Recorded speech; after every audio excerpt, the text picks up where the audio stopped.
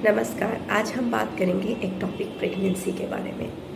Ectopic pregnancy क्या है?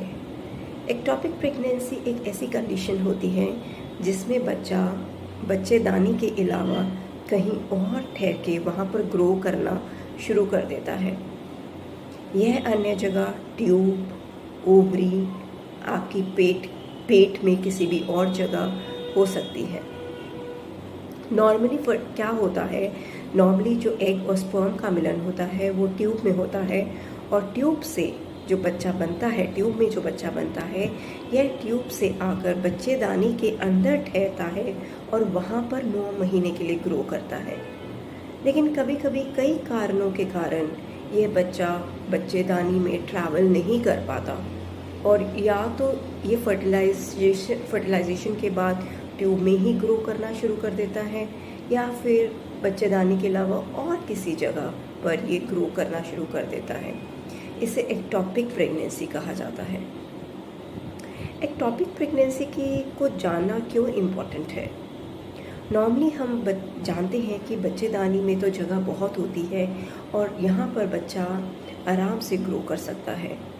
लेकिन अगर ये बच्चा ट्यूब में, ओवरी में या और किसी जगह ठहर जाए तो उसे पूरा स्पेस नहीं मिलता ग्रो करने का।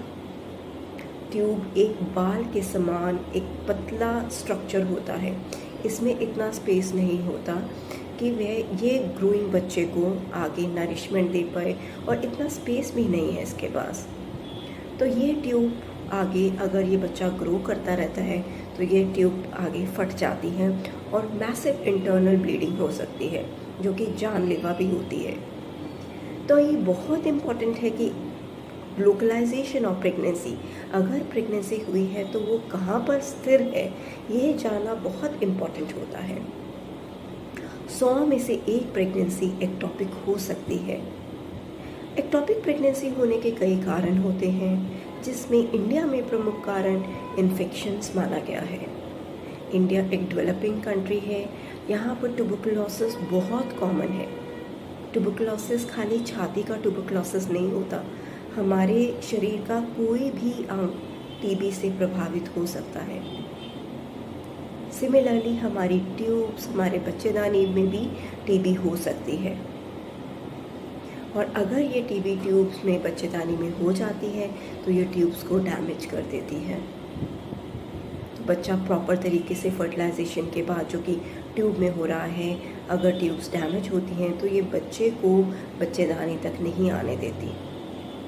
कई और इन्फेक्शंस भी होते हैं जैसे क्लेमाइडिया, गोनोरिया, कुछ डेवलपमेंटल प्रॉब्लम्स भी हो सकती हैं ट्यूब में और भी कई रीजंस हो सकते हैं जिसके कारण ये एक्टोपिक प्रेगनेंसी हो सकती है।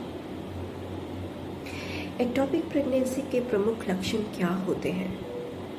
एक्टोपिक प्रेगनेंसी में एक तो आपके पीरियड्स स्किप हो जाएंगे, आपको कॉन्स्टेंटली नीचे लोअर टमी में पेन या फिर एक्यूट पेन हो सकता है और कभी कभी आपको ब्लीडिंग भी हो सकती है, स्पॉटिंग भी हो सकती है। तो ये 3 चीज़ें हैं, आपके पीरियड्स ना आना, आपके लोअर टमी में पेन होना और स्पॉटिंग होना, जिससे हम एक्टोपिक प्रेगनेंसी के बारे में अनुमान लगा सकते हैं, इसकी डायग्नोसिस कर सकते हैं। बट यस, डेफिनेटिव डायग्नोसिस हम अल्ट्रासाउंड से कर सकते हैं या फिर हम लैप्रोस्कोपी से कर सकते हैं, जिसमें हम दूरबीन डालकर अंदर बच्चेदानी और ट्यूब्स को देख सकते हैं। पीरियड्स ना आना या फिर ब्लीडिंग होना, पेन रहना, इसके अलावा आपको अगर ये ट्यूब रप्चर कर गई है या एक्यूटली डिस्टेंडेड है तो आपको चक्कर आ सकते हैं, आप चक्कर खा के गिर सकते हैं, आपको पेशाब में प्रॉब्लम हो सकती है और आपको शोल्डर के टिप में भी पेन हो सकती है। तो ये कुछ लक्षण हैं जिससे आप ये सोच सकते हैं कि हाँ, आपको एक्टोपिक प्रेगनेंसी है। तो अगर आपके पीरियड्स स्किप हुए हैं और आपको ये सिम्टम्स हो रहे हैं then it is very important कि आप अपने गायनेकोलॉजिस्ट से मिलिए। वो आपका थॉरो चेकअप करेंगी, आपका स्कैन करवाएंगी और एक्टोपिक प्रेगनेंसी अगर जल्दी डायग्नोस हो जाता है तो उसका मेडिकल लाइन ऑफ ट्रीटमेंट भी है। अपार्ट फ्रॉम सर्जरी, जो कि हम कुछ कंडीशंस में करते हैं, मेडिकली भी एक्टोपिक प्रेगनेंसी को ठीक किया जा सकता है। हम अपने अगले सेक्शन में जानेंगे कि एक्टोपिक प्रेगनेंसी का ट्रीटमेंट क्या रहता है। धन्यवाद।